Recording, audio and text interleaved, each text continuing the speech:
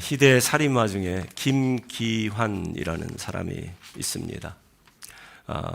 그 악명 높은 지존파 일당의 두목이에요. 그런데 아주 불우한, 보통 이렇게 희대의 살인마들의 그 삶의 배경을 보면 불우한 그런 환경에서 태어나고 자라지 않았습니까? 우리 이 지존파의 두목도 마찬가지로 술과 노름을 좋아하다가 아버지는 3살 때 죽어버렸고, 또 홀 어머니 밑에서 자라면서 아주 극심한 가난에 시달렸다고 합니다. 그래도 머리가 좋아서 똑똑해서 초등학교 다닐 때 4학년 때는 학급 반장까지 했다고 합니다. 집안이 가난해서 미술 준비물이 없다는 이유로 담임 선생님에게 자주 심한 욕설과 모욕을 당했다고 합니다. 돈이 없으면 훔쳐서라도 가지고 와. 이 담임 선생님의 말 한마디가 이 어린 김기환의 그 마음에 큰 상처가 된 거예요. 평생 트라우마로 남게 됩니다.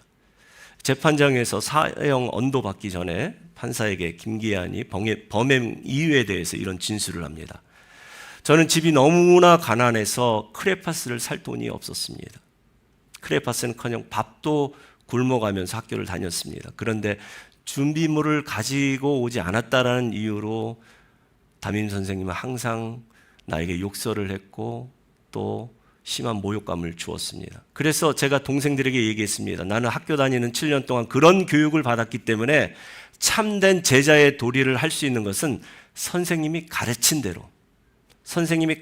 대로 도둑질이라도 해가지고 준비물을 챙겨와라. 그렇게 자기 부하들에게 가르쳤다라는 거예요.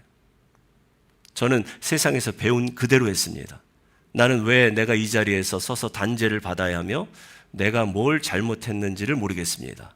나는 세상이 가르친 대로 살았습니다. 이런 흉악범이 세상이 가르쳤다라는 항변을 하고 있습니다. 핑계요, 궤변입니다. 그러나 가정교육이나 학교 교육이 얼마나 중요한지를 우리에게 알려주는 그런 케이스라고 생각이 됩니다. 아이가 이 세상에 태어나서 처음 만나는 사람은 아버지와 어머니, 부모입니다. 그러니까 교육은 가정에서부터 시작되는 것이죠. 그 가정 교육이야말로 모든 교육의 출발점이라 할 수 있습니다. 그래서 부모로서의 책임과 역할은 누구보다 중요한 자명한 진리입니다. 저와 여러분의 가정은 어떻습니까? 우리는 자녀 교육, 신앙 교육을 어떻게 시키고 있습니까? 유대인만큼 가정을 소중하게 생각하는 민족은 없습니다. 오랜 세월, 오랜 기간 동안 유대인들은 세계 곳곳에 뿔뿔이 흩어져 살았지만 나라는 망했어도 가정은 존재했어요. 흩어진 그들의 각 가정이 곧 그들의 나라였던 것입니다. 성전은 파괴되었어도 가정은 건재했어요. 그들에게 있어서 가정이 성전이고 부모는 제사장이었고 또 랍비, 선생이었습니다. 그러니까 가정은 유대인들에게 예배 장소요, 학교였습니다. 이것이 지난 2500년 동안 나라도 없고 성전도 없이 떠돌아다니는 이 유대인들의 정체성을 유지할 수 있는 힘이에요. 그들의 신앙의 탁월성을 드러낸 비결입니다. 여러분들이 아는 바와 같이 얼마나 많은 유대인 천재들이 있습니까? 천재 물리학자 아인슈타인, 마이크로소프트의 창업자 빌 게이트, 미국 연방준비제도 이사의 의장을 4번이나 역임한 경제대통령 앨런 그린스펀, 또 영화계에는 스티븐 스필버그 감독, 정신분석학의 창시자 프로이트, 또 미 국무장관을 지난 뛰어난 외교관 헨리 키신저 등등 수많은 유대인들이 세상을 호령하고 있습니다. 헤지 펀드의 신화적인 인물 조지 소로스도 유대인이라고 해요. 던킨 도넛의 창업자 빌 로젠버그, 스타벅스의 창업자 하워드 슐츠, 다 유대인들입니다. 그러니까 유대인들의 인구는 전 세계의 0.2%밖에 되지 않지만 유대인이 없으면 세계 경제가 마비될 정도예요. 우리의 삶에, 현실에 막강한 영향력을 행사하는 사람들이 유대인입니다. 그런 유대인들은 뭘로 교육을 할까요? 말씀으로 교육합니다. 오늘 본문의 그 유명한 쉐마 교육으로 어려서부터 아이들을 가르쳐요. 그러니까 이 쉐마, 이 교육은 전 세계에 흩어져 있는 문화가 다르고 언어가 다른 유대인이라 할지라도 말씀으로 한데 묶어주는 유대인의 정체성의 그 원동력이라고 할 수 있죠. 그들은 피부색이나 혈통으로 자신의 정체성을 규정하지 않습니다. 오직 말씀을 배우고 말씀대로 실천하고 그리고 안식일을 지키는 것으로 유대인의 정체성을 찾아갑니다. 그래서 여러분, 유대인은 태어나지 않고 만들어진다, 그런 말도 있지 않습니까? 그러니까 이 유대인들은 학문을 배우는 목적이 공부 잘해서 출세하는 것이 아니라 하나님을 사랑하기 위해서, 쉐마에 있는 말씀처럼 주 너의 하나님을 사랑하라, 하나님을 사랑하기 위해서 어려서부터 하나님의 말씀을 배우고 또 암송하며 그 말씀에 기록된 대로 다 지켜 행하는 삶을 산다라는 것이죠. 하나님은 유대인만 사랑한 것이 아니라 세상 누구나 다 사랑하십니다. 아무리 우리가 비참하고 열악한 환경에서 태어나고 자랐다 할지라도 각 사람이 하나님을 사랑하고 각 사람이 하나님께 영광 돌리기를 기뻐하세요. 그러므로 여러분 기억하시기 바랍니다. 아브라함에게 주신 복은 꼭 유대인에게만 준 복이 아니라 우리 크리스찬, 21세기를 사는 우리 코리안 크리스찬에게도 주신 복이에요. 창세기 22장에 보면 아브라함이 아들 이삭을 모리아산의 번제로 바칠 때 그 장면을 소개하죠. 그때 하나님은 아브라함의 믿음을 보십니다. 어떤 믿음이요? 말씀을 지키는가 지키지 않는가, 말씀대로 순종하는가 순종하지 않는가, 그거 하나만 보세요. 내 아들 내가 사랑하는 독자 이삭을 모리아산에 번제로 바치라, 이 말씀을 지키는지 지키지 않는지 그것만 3일 동안 유심히 지켜보셨어요. 그런데 아브라함은 말씀에 순종하죠. 아들을 제단 위에 묶어놓고 칼로 내리치는 그 순간까지 하나님 말씀에 토달지 않았습니다. 아내 사라나 아들 이삭과 그 일로 타협하지 않았어요. 그 사건 이후에 하나님이 주신 축복의 말씀은 무엇입니까? 같이 한번 읽어볼까요? 창세기 22장 말씀인데요. 내가 내게 큰 복을 주고 내 씨가 크게 번성하여 하늘의 별과 같고 바닷가의 모래와 같게 하리니 내 씨가 그 대적의 성문을 차지하리라. 또 내 씨로 말미암아 천하 만민이 복을 받으리니 이는 내가 나의 말을 준행하였음이니라. 여러분 믿으십니까? 아브라함에게 주신 복뿐만 아니라 오늘날도 하나님의 말씀대로 준행하는 자에게는 이와 같은 똑같은 하늘의 신령한 복과 이 땅의 기름진 복으로 갚아 주십니다. 지금 보면은 내 씨가 크게 번성해서 하늘의 별과 바다의 모래알처럼 무수하리라 하는 말씀뿐만 아니라 뭐예요? 내 씨가 그 대적의 성문을 차지하리라. 너의 대를 이어서 나올 메시아 예수 그리스도가 원수마귀의 대적과 싸워서 승리할 것이다. 십자가로 사망 권세를 깨뜨릴 것이다를 미리 아브라함을 통해서 예언하신 것이죠. 그리고 천하 만민이 바로 그 씨를 통해서 복을 받으리라. 메시아 예수 그리스도를 통해서 천하 만민이 복을 받겠다고 그렇게 말씀하고 있는 것입니다. 그러니까 말씀대로 준행하면 그 말씀이 때로는 정말 어이가 없는 말씀처럼 황당한 말씀처럼 들릴지라도 그 말씀을 놓고 아내와 타협하지 않았고 아들과 말씀으로 타협하지 않고 그냥 묵묵히 주님 말씀하시면 내가 나아가리라.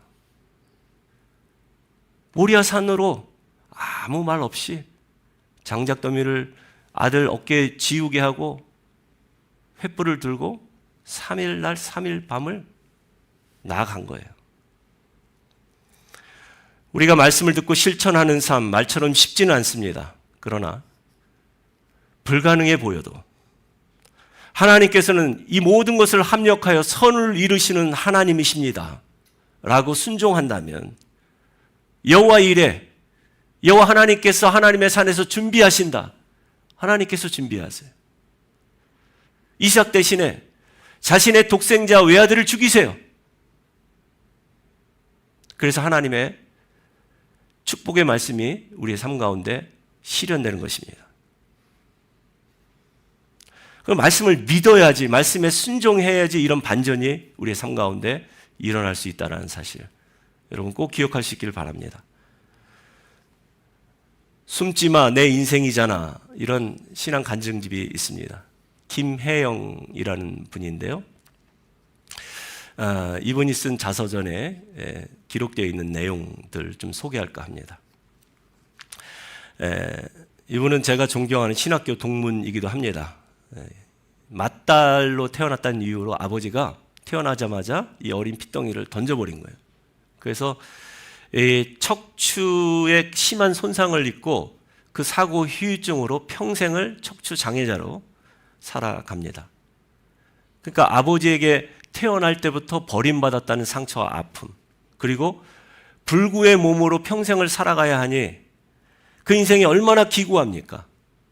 컴플렉스와 우울증에 시달리면서 청소년기를 보냈다고 합니다. 그럼에도 불구하고 그녀는 열심히 직물 기술을 배워서 장애인 기능 올림픽에 나가서 금메달을 휩쓸기 시작합니다.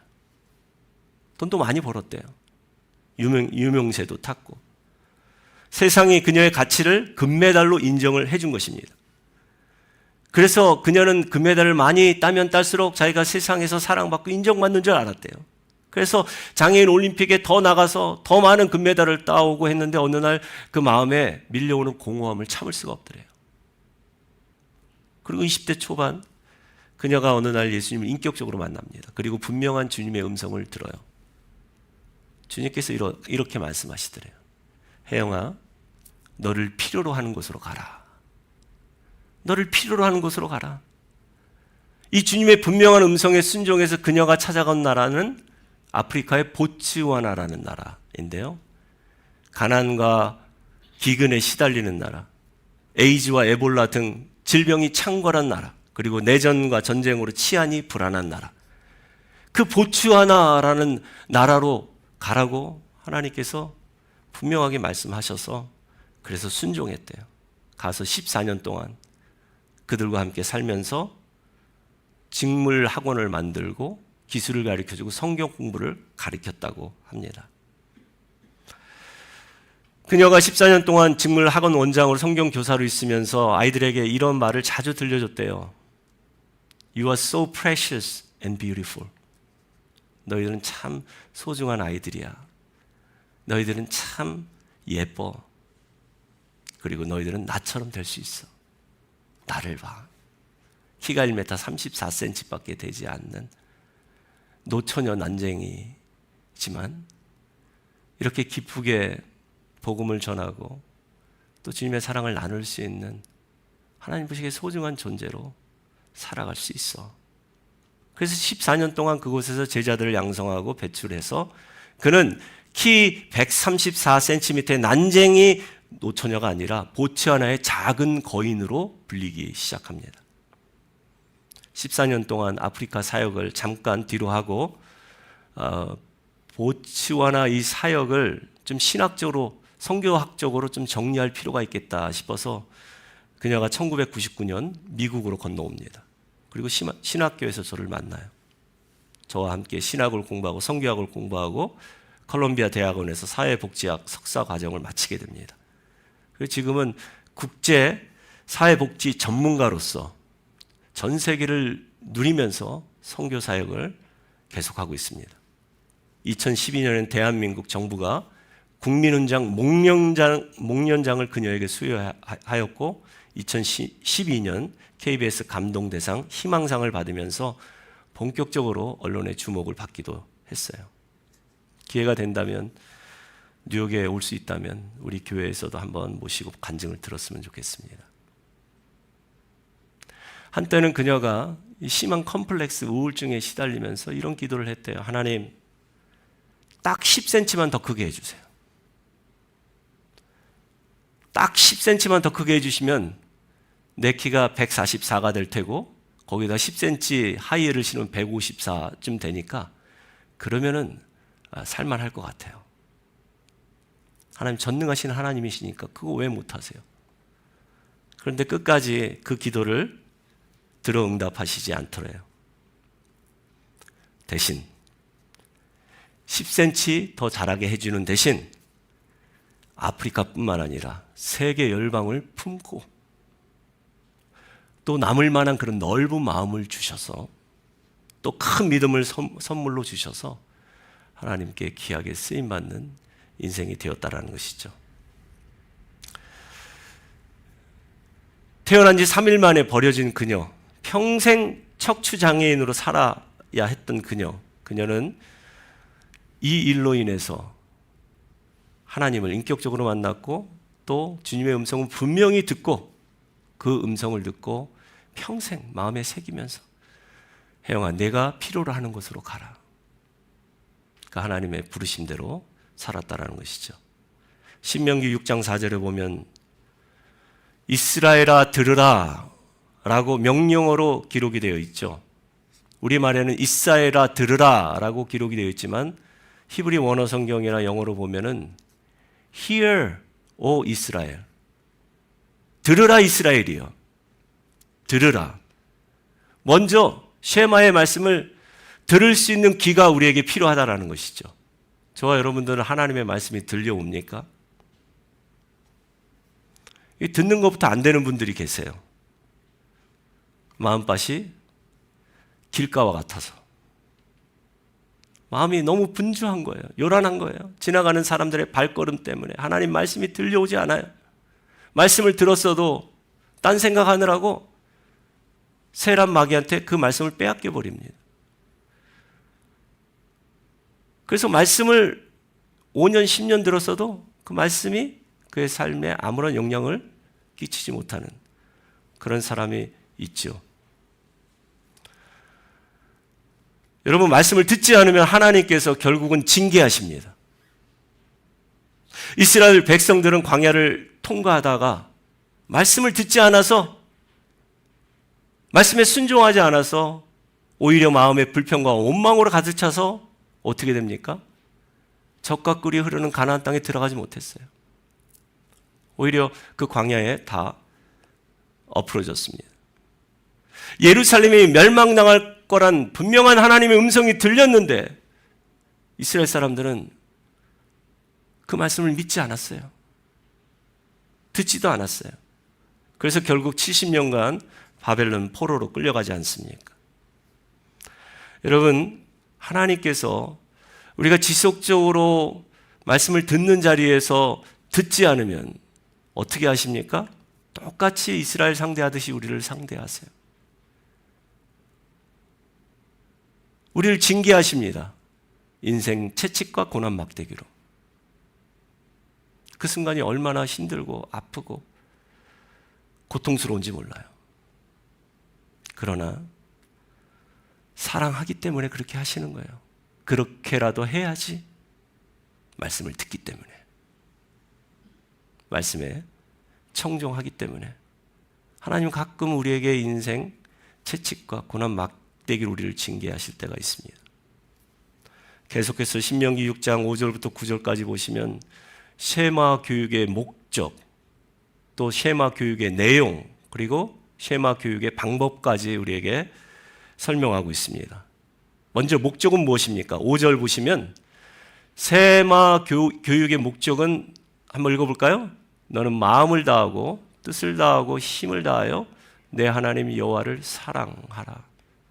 우리는 이 세상의 학문과 지식을 돈 벌기 위한 수단으로, 출세하기 위한 수단으로 우리는 배우는데 하나님의 백성은 뭐예요? 하나님을 더 사랑하기 위해서, 하나님을 더 깊이 알기 위해서, 그래서 마음을 다하고 뜻을 다하고 힘을 다하여 전 인격적으로 하나님을 사랑하는 것이 목적이라는 거예요. 그게 교육의 목적입니다. 그리고 6절과 7절 교육의 내용인데 이 말씀을 어떻게 하래요?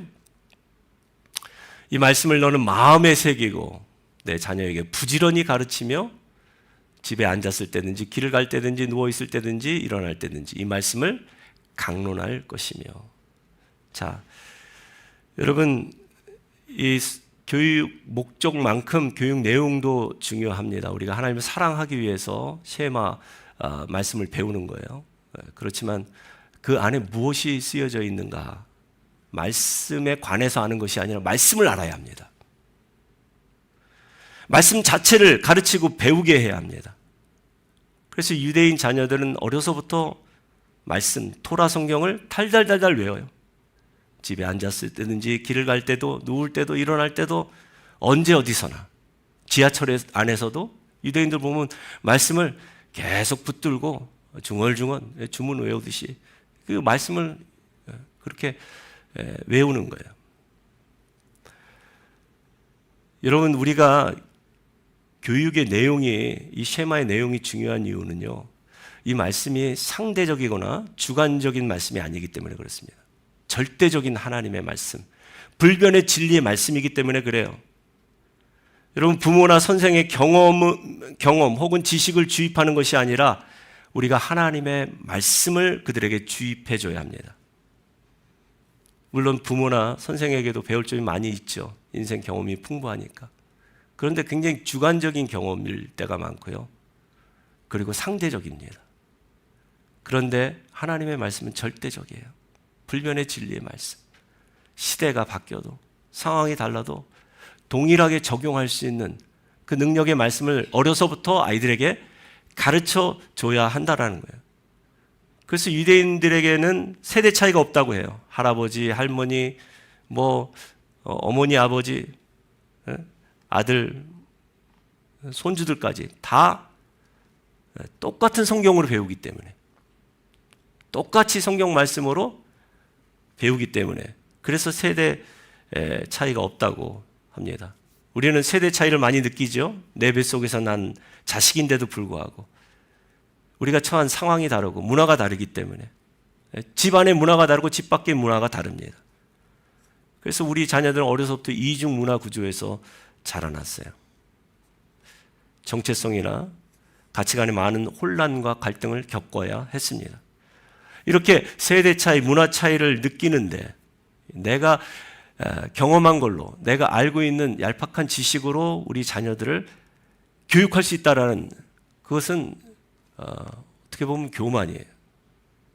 하나님 말씀으로, 객관적인 진리의 말씀으로 우리가 우리 자녀들을 가르쳐줘야 할 줄로 믿습니다.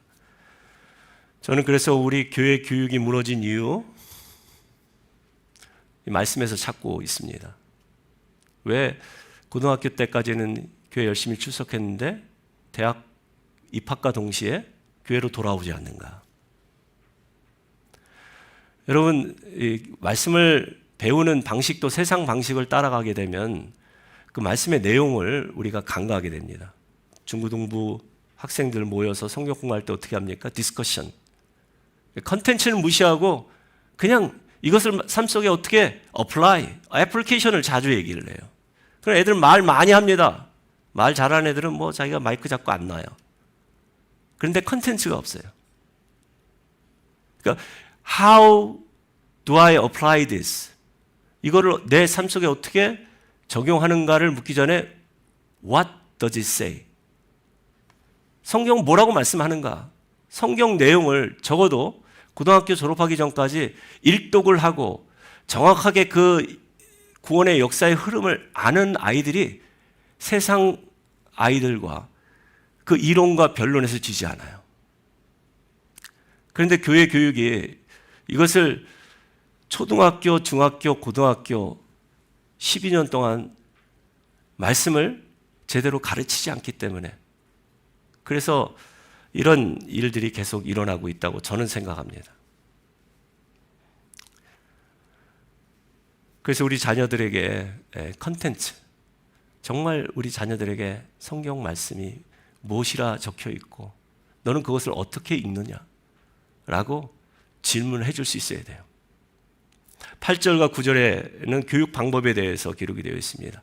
교육은 특별한 공간이나 시간 안에서만 이루어지는 것이 아니죠. 집에 앉았을 때나 길에 행할 때든지 누웠을 때든지 일어날 때든지 시공간을 초월해서 가르치라는 것입니다. 그러려면 우리도 말씀을 주야로 묵상할 수 있어야 돼요.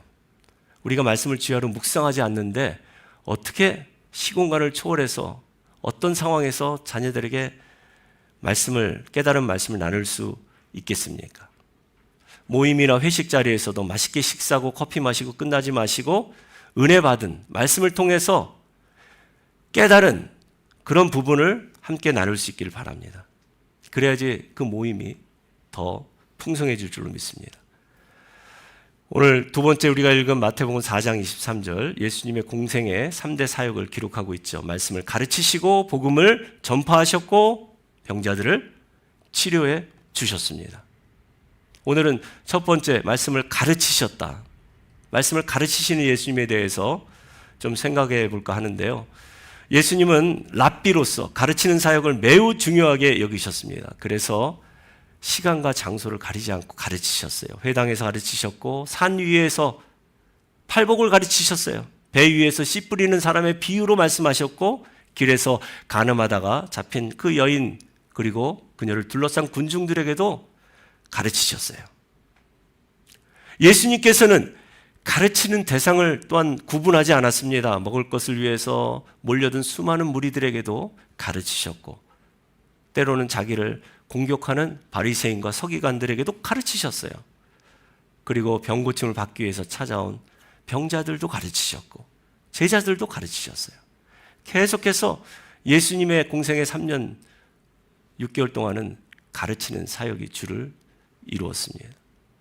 그런데 예수님의 가르침은 그 당시 바리새인이나 서기관들의 가르침과는 전혀 달랐습니다. 그들은 율법의 무거운 짐과 고통을 주었을 뿐 사람들에게 아무런 희망을 주지 않았어요. 그러나 예수님의 가르침은 천국은 이런 자의 것이니라 가난한 자들을 축복하셨고 애통하는 자들에게 하나님의 위로를 말씀하셨고 그리고 그 팔복에 나와 있는 모든 그런 삶의 비참한 현실 속에서 하나님 나라를 소개하셨습니다. 늘 사람들에게 소망을 주고 그들의 삶을 변화시켰어요. 무엇이 그런 차이를 가져왔을까요? 크게 두 가지인데요. 첫 번째는 바리새인과 서기관들은 지식으로 사람들을 가르쳤지만 우리 예수님은 성령으로 가르치셨기 때문에 그렇습니다. 성령으로 우리 자녀들에게 가르쳐야 합니다. 지식 전달이 아니에요. 성령 충만한 상태에서 내가 깨달은 말씀을 나눌 때 내가 스승이 아닌 내 안에 거주하시고 역사하시는 성령께서 스승이 되어서 우리 자녀들에게 깨달음의 은혜를 허락하여 주실 줄 믿습니다. 이 소그룹 성경 공부에서도 마찬가지예요. 가르치는 사람은 담임 목사가 아니에요. 가르치는 사람은 그 모임 회중 가운데 역사하시는 성령님입니다. 성령님께서 말씀을 놓고 함께 묵상할 때 깨닫는 은혜를 주세요. 때로는 책망하시기도 하고 때로는 위로하실 때도 있어요. 말씀으로. 그 말씀을 나누면 그 자리가 더욱더 말씀으로 풍성한 자리가 될 줄로 믿습니다. 둘째로 바리새인과 서기관들은 말로만 가르쳤지만 예수님 삶으로 가르쳤기 때문에 근본적으로 달라요. 바리새인과 서기관들 말로만 했어요. 행함이 없었습니다. 그래서 예수님께서 그들에게 뭐라고 질타하십니까? 그러므로 무엇이든지 그들이 말하는 말은 행하고 지키되 그들이 하는 행위는 본받지 말라. 그들은 말만 하고 행하지 아니하며 또 무거운 짐을 묶어 사람의 어깨에 지우되 자기는 이것을 한 손가락으로도 움직이려 하지 아니하며 이렇게 책망하셨어요. 예수님은 말로만 가르친 게 아니라 삶으로 제자들에게 보여주셨어요. 사랑하는 법, 용서하는 법, 기도하는 법, 전도하는 법 일일이 먼저 모범을 보이시고 그리고 제자들이 따라할 수 있도록. 그리고 예수님께서 왜 지상 대명령을 제자들에게 내리실 때 가르치라고 명령하셨을까요? 첫 번째는 가르친 만큼 사람은 변화되기 때문에 그렇습니다. 여러분 믿음은 들음에서 나고 들음은 그리스도의 말씀으로 말미암느니라. 여러분 믿으십니까? 그러니까 여러분 우리가 가르침을 받지 않으면 듣지 않으면 믿음의 성장도 없는 거예요. 삶의 변화도 없는 것입니다. 그래서 교회는 가르치는 일을 매우 중요한 사역으로 생각해야 하는 것이죠. 교회는 이런저런 사람들이 모이는 곳입니다. 그런데 모이는 동기는 각각 다양할 수 있습니다. 많은 분들은 은혜를 받기 위해서 모였다고 하지만 또 어떤 분들은 물질 축복받고 삶의 문제를 해결받기 위해서 나오시는 분도 있습니다. 또 어떤 분은 오래된 질병을 고치기 위해서, 병든 몸 고치기 위해서 나오시는 분도 있고, 혹은 마음이 외로워서 사람들 보기 위해서 나오는 사람도 있을 거예요. 중요한 것은 어떤 연유로 교회를 왔든지 간에 우리가 그들을 바라보는 시선과 태도는 그 한 영혼을 소중히 여기는 거예요. 지금은 이래도 언젠가 하나님의 말씀이 들어가면 이 한 영혼은 변하여 새 사람이 될 거고, 새 사람이 될 뿐만 아니라 위대한 하나님의 사람, 성령의 사람으로 하나님을 가르치기 위해서 가르친다. 예수님의 가르침은, 여러분 한번 생각해 보세요. 예수님께서 구원을 위해서 이 땅에 오셨다면 단순히 죄 지은 범죄한 우리 대신에 십자가에 죽는 일, 그것이 목적이었다면 3년 반 동안 공생애를 할 이유가 뭐가 있습니까? 갈릴리 온 회당을 다니면서 가르칠 필요가 뭐가 있겠어요? 그러니까 구원의 목적뿐만 아니라 제자 육성, 제자 훈련이 목적이었다는 거예요. 예수님의 공생의 사역의 주된 목적은 제자를 양성하기 위함이었고, 그 제자들을 통해서 또 다른 제자들을 만들기 위함. 다시 말씀드리면 재생산이 목적이었다는 거예요. 그렇습니다. 여러분, 우리 교회는 재생산이 일어나야 합니다. 내가 말씀에 은혜 받았으면 그 말씀을 누군가 나눌 때 거기서 재생산이 또 일어나는 거예요. 그 말씀에 살았고 운동력이 있기 때문에 계속해서 사람들의 영혼을 감동시키고 변화시킬 수 있는 능력이, 말씀이 계속해서 우리 가운데 선순환이 되는 것입니다. 그래서 우리 1세대가 말씀으로 가르침을 받았다면 다음 세대도 가르쳐야 하는 거예요. 그리고 다음 세대가 그 다음 세대도 가르칠 수 있는 교회. 우리가 하나님의 말씀을 배우되 제자를 양성하지 못하고 제자를 배출하지 못한다면 그 가르침은 그 사람의 머리만 크게 만듭니다. 지식으로만 교만하게 만들어요. 겸손하고 하나님 말씀에 순종할 수 있는 제자들을 계속해서 배출하기 위해서는 반드시 재생산이 일어나야 합니다. 여러분의 가정에도 우리 교회에도. 그래야지 그 가정과 교회가 미래가 있는 가정이 될 것이고 교회가 될 것입니다. 예수님께서 가르침이 필요한 것은 장소를 가리지 않고 가르치셨어요. 온 갈릴리에 두루 다니시면서 회당에서 말씀을 가르치셨고요. 산 위에서, 들판에서, 배 위에서도 가르치셨습니다. 우리도 하나님의 말씀을 가르치기 위해서는 장소를 가리지 말아야 합니다. 그럼 어떻게 우리가 남에게 가르칠 수 있을까요? 먼저 말씀 훈련을 잘 받아야 합니다. 바라기는 우리 평안교회 성도님들이 말씀 훈련 잘 받아서 누구를 만나든지 어디를 가든지 복음 잘 전하고 또 말씀 함께 나눔으로 놀라운 성령의 역사를 일으키길 바랍니다. 그러려면 먼저 훈련을 받아야 돼요. 여러분, 전통적인 교회에서는 이 사명을 감당하기가 쉽지가 않습니다. 왜냐하면 교회의 모든 사역이 목회자 중심으로 이루어졌기 때문에. 목사가 시키는 대로만 하면 그게 신앙생활이라고 잘못 알고 계시는 분들이 있어요. 그러나 말씀을 깨닫고 배운 여러분 한 사람 한 사람이 목회자와 함께 동역한다면 정말 엄청난 성령의 역사를 일으킬 줄로 믿습니다. 이 사도행전에 일어났던 놀라운 그런 성령의 역사 보세요. 목회자 바울과 베드로뿐만 아니라 빌립, 스데반, 브리스길라, 아굴라 같은 평신도 집사님들이 함께 하나님 주신 재능과 은사를 가지고 섬길 때 복음이 더욱더 확장되었음을 우리가 보지 않습니까? 수많은 평신도 성도님들이 목회자와 함께 위대한 사도행전의 역사를 일으켜 나가는 거예요. 바라기는 2025년 우리 교회가 사도행전 29장을 써내려 가기를 축원하여 드립니다.